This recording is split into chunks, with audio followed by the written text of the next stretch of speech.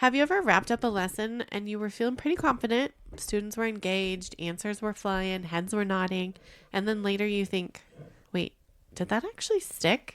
Yeah, because understanding it in the moment and using it later are two very different things. Exactly. Today, we're talking about what happens after the lesson, when students move from learning something new to actually applying it in meaningful ways. We're diving into how students extend their learning by revisiting ideas, making connections, and using skills in new situations. Yeah, because when students take what they've learned and apply it beyond the original lesson, that's when the learning becomes powerful. All right, ladies, so let's talk about extending and applying learning. This is Teachers on the Loose.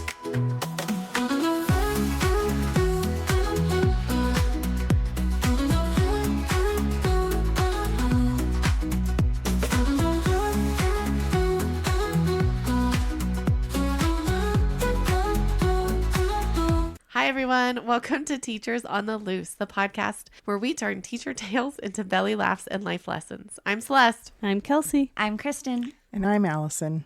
Today, guess what? We are wrapping up our 6-part series with Phase 6, Extend and Apply, where students get to take everything they've learned and actually do something meaningful with it. Create something, solve something, investigate something, or explain something in a way that proves the learning stuck. This is the phase that gives kids agency, ownership, and honestly blows us away when we see what they can really do. Well, let's start off with a check around. Okay, so if your week were an appliance, what would it be? Ooh, good question. Wait, like a kitchen appliance? That's right. Kitchen, household, That's so weird. certain type of appliance. All right, Okay, let me think yeah. Okay, about we it. can do weird. We can do weird. Yeah. Okay, I'm gonna go first. I think I'm a blender. You know, you got so much going on right now this time of year, so you're throwing in, you know, you got your students, you got my parents, they're living here now, so there's a lot going on with that. You got your own personal kids, it's Christmas, it's this, it's that, your job, you're just throwing everything into the blender and you're just hoping the lid doesn't fly off and stuff goes everywhere. Okay, I like that. I'm a refrigerator because I just have like all these things that I'm trying to remember to do. And some, you know how in your refrigerator you just stick it to the back and then sometimes you forget about it. That's where I feel like I'm at right Yep. now. That's a good one. Okay, I think I'm a slow cooker, like a crock pot. Okay. Nothing flashy, no instant results, just steady, intentional, doing the work. Oh, wow. And when it's Nice. 5 o'clock, there I am, ready to go. Nice. Wow. Dinner's there. I like it. That is you. I would be a smart thermostat because I'm kind of just reading the room right now. And like when kids start to get overwhelmed, I'm trying to cool them down. And when students start, you know, dozing off or not paying attention, not dozing off, when students start, you know, not paying attention whenever I try to heat it up a little bit. And so I feel like I'm just kind of one of those smart thermostats. And, you know, with this time of year and the weather that we have, it's just kind of who I am, rolling with the punches. So I love it. is that me? That's you. Am I a Yeah. smart thermostat? You are. You You are. No, but like the smart one is like it just operates on its own. I'm not We get saying it. I'm smart. We get it. No, it's cool. I don't have one. I'm not fancy. Okay. All right. Speaking of things working on their own, that's exactly what Phase 6 is all about. Wow, she's just natural, you guys. Dang it, Allison. I'm lucky. All right, let's jump back into today's episode. So, if you had to give our listeners like the big idea of Phase 6, how would you explain it to them? All right, Phase 6 is all about where students are making those really deep mental connections. They're applying, they're learning in real world ways. This phase includes things like inquiry projects, authentic assessments, different student projects or ways for students to present their learning and demonstrate what they learned. Some of the strategies that are included in the new classroom instruction book are cognitive writing, and this is where students are explaining their thinking through written form. Guided investigations is where students are researching something and sharing what they learned about it. Another strategy is structured problem solving, where students have to think through step by step how to solve a problem. That's a really quick and short of it. So what does this actually look like in your classrooms? What is a way you extend and apply students' learning? Well, we just did a math lesson. It was kind of an introduction to measuring, and we use yarn. And we had some vocabulary words, shorter, longer, and equal. And so we practiced measuring things, some specific things in our lesson for what's shorter, what's longer, and what's equal. And then they each were able to grab a piece of yarn out of a bag. And basically, I let them loose in the classroom. And I said, your job is to find something shorter than your piece of yarn and draw it. And then also find something that's longer than your piece of yarn and draw it. And then if we had time, can you find something that's equal, or even find another student that has an equal piece of yarn? So that was what we did. And it was a lot of fun, a lot of walking around the classroom, exploring things. The excitement in the room was, you could definitely tell they were having a really good time with that activity. So, yeah. I think that what you just talked about is one of the hardest things of this phase, and that's like relinquishing the control, right? Not that we're ever totally in control of our classrooms or anything, but We think we you are know what I mean? Though sometimes, yeah. it's that, but you do have to have that ability to just let them go and try it and apply what they've been learning. So Yeah, and they were able to do it. They weren't like, well, what should we look for? What should we do? They just took off and had a really good time. And, they came up with some really good examples, and they all, were very engaged in the activity. And so, yeah, it was a lot of fun. yeah, a project that we just finished up in my classroom. Actually, our whole second grade did it, and it was so fun. We were learning like how to write a how-to writing, if that makes sense.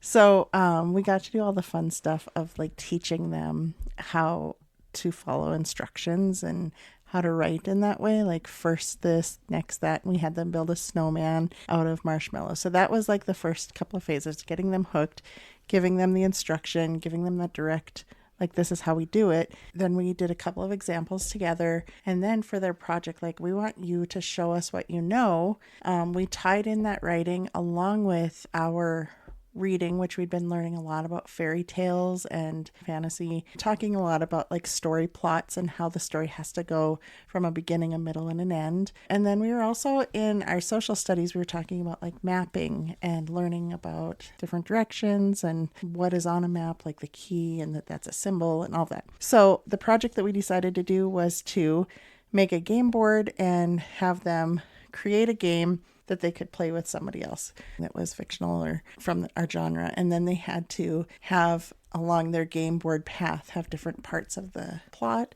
And then they used directions. They had a compass on there. So some of the game pieces would be like go west 2 spots or go north 1 spot. And then they had a legend on there that had different symbols. So like if you landed on this, candy or whatever, you'd have to go forward 5 or skip a turn, whatever. So they had a legend that had symbols or a key that would then tell them what to do. And then they had to write their own directions to their game. So it was like how to play my game.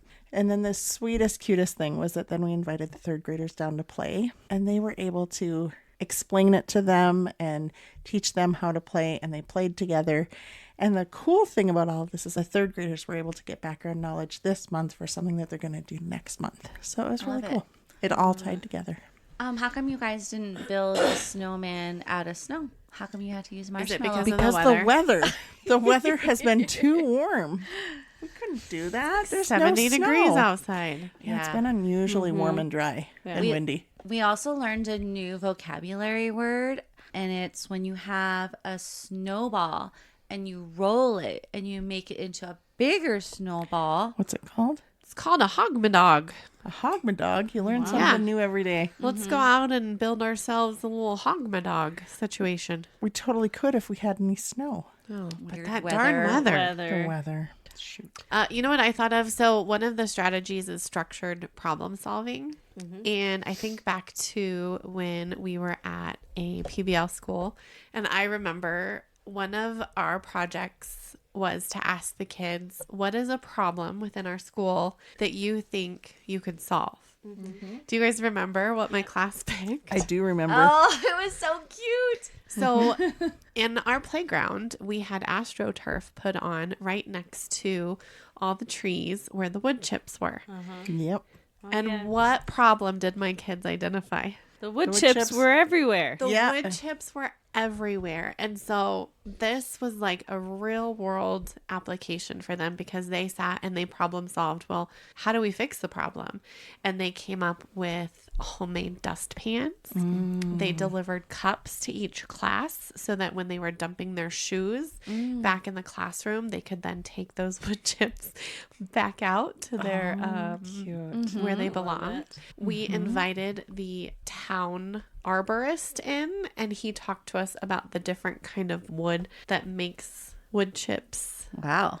happen. I didn't know all that. Wow. There was a lot that went into this, but I think when you think about making the learning stick, because it was a problem that they chose and it was meaningful for them and they got to be a part of solving it, it stuck. Yeah. Yeah. I just love seeing all your little students out with their little dustpans and little brooms. I mean, that's what they would do for recess. Yeah. It was so cute. Clean up all the wood chips. Yeah. I love that project. One of our teams, our 4th grade team, was learning about a social aid standard, their Colorado government standard. And they had students researching different parts of the Colorado government and different things that are involved with it. And then they created a class newspaper about what That's they awesome. learned. Yeah. And so each student had a different page in the newspaper, and it was really cute. They did such a good job with it, and it looked just like a newspaper. Wow. That's awesome. Another project our 1st grade team did was they were learning about the 1st grade standard, about how to be a leader and how to be a team member. And so they learned all those different qualities, and then they were presented with a problem that they need to make these blankets, but they had to figure out how to work together to tie the blankets. And then they were giving them to the local hospitals, which I thought was really a sweet way to show how to be a leader. I feel like we could sit here and do a whole entire episode about different projects that we've done that we've seen children apply and extend their knowledge. But aside from like big projects, how can we like have kids extend and apply their knowledge just on a daily basis maybe, or like after each lesson? I think getting kids to be able to explain their learning is an important part about this, right? Because then they're able to take what they learned, use their own words, and like show someone what to do or teach someone else how to do whatever it is. Kelsey, you are so right. I love asking my kindergartners when we are doing Number Corner to explain their thinking when it's coming up with a double fact or maybe a 4 + 3 = 7. Like, how did you solve that? And I love when they're able to share with the whole class how they did that. And, you know, they just amaze me at this age, at 5 and 6, that they're able to explain their thinking. And they're just so excited and ready to share. And it's kind of just becoming like a normal thing when they answer a question. I'm always like, well, how did you come up with that? You know, explain your thinking. What strategy did you use? And they're so good about it. Okay, guys, so put your fingers like in the okay sign and then loop your other fingers through that so it makes a chain. So I teach my students to do that and to like kind of shake it like a chain. Yeah. And so when we're reading a story, if they're having a connection to real world, if they're having a connection to text, or if they're having a connection to themselves, then they show me the chain and then I can call on them and then they can make that connection and share that to their friends. And then that prompts other people, oh, I should be thinking about that too. So that's another way that we could be having them like connecting to what they're doing and extending beyond what is happening right then, but extending to the world, texts, and themselves. And I think it's important, like the student choice part of it. So it's not me saying, hey, here's the project that you need to go and do, but giving them a menu of options. Like maybe they want to do a podcast, which our 5th graders are doing right now. Oh, Or really? maybe you want to do like a poster or a digital slideshow, or maybe you want to go interview somebody. But like giving them options and letting them choose the best way to do it. I also think of like when we did Creativity Corner. It was so awesome to see when kids would come to the library and do different projects that were connected to what they were learning in their classroom, but they were extending their learning from what the reading lesson was, and they were applying it to create a game board or create a presentation or whatever it Create was. an advertisement. An There's 2 advertisement, yeah. advertisements in our library right now from my students because I Oh, use cool. that as an option during their May dues. Yep. So if you finish all your must do's and you need something to do because you're all done, you can go and create an advertisement or make a comic book or things like that. And so, yeah, our librarian has hung up 2 advertisements in the library. That one is advertising for Dogman, and another one is for Wings on Fire, I think. Oh, So, cool. yeah. That's awesome. Well, you know that we're about to be on break, our winter break. And so what we did, our kindergarten team, we sent home different ideas that you can do over the break to keep that learning going, to keep kind of in that routine of learning. And just, you know, in math, how about counting and sorting things in your house? You know, some simple addition and subtraction when you're at home. If you're out and about, you know, make a game at the grocery store, find vegetables that start with a B or something like that. Yeah. So that's just a fun way to kind of extend that learning and make it a lot of fun. Yep. Love it. Okay, so phase 6, it's where all the magic happens. It's where we make real life connections, we have authentic projects, we allow for choice and creativity, and we encourage students to explain their thinking. The focus is on application of learning. Yep, it's when students prove to themselves they really do understand something. And honestly, this is where the joy comes in. Yeah, because teaching isn't over until the learning actually sticks. So phase 6, you guys, it's like the glue that holds everything together. Sure is. So when you zoom out, McCrawl's 6 phases remind us that learning isn't a single lesson or a perfectly timed activity. It's a journey. It starts with curiosity. Do I even care about this?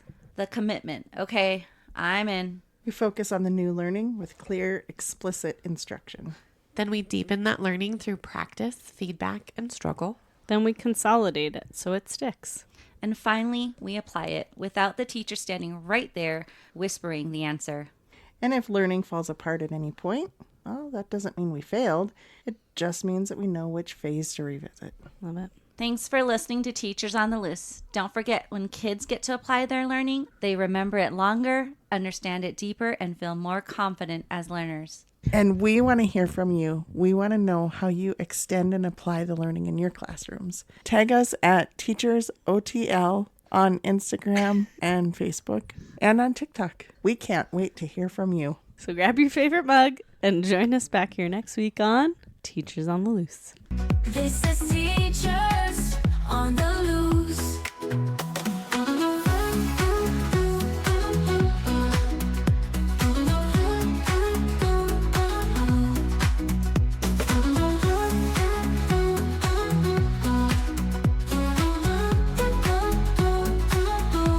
Yeah. You know, sometimes when you blend it, it's nice and smooth and it's so yummy and everything just works out perfect. It might have been crazy going in. And other times, man, it's chunky and it's a hot mess. So you're just hoping that things... I don't know what I'm trying to say. I don't know what I'm trying to say. I don't want to be a blender. Okay, you just got... We're going to cut it at you No. just throwing a bunch of stuff Yes, in there. I'm going to just... No, I'm gonna, no Okay. more.